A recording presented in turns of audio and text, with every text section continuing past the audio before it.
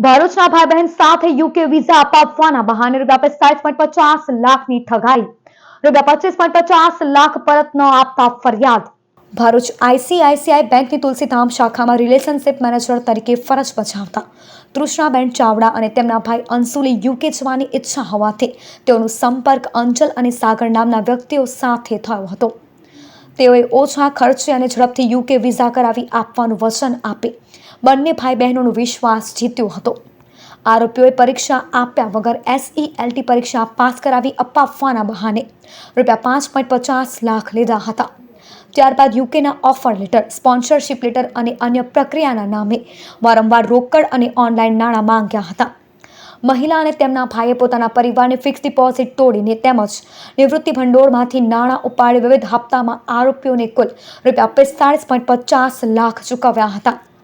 જો કે ઇન્ટરવ્યૂ પ્રક્રિયા બાદ વિઝા ન મળતા ફરિયાદીએ આરોપીઓનો સંપર્ક કર્યો હતો।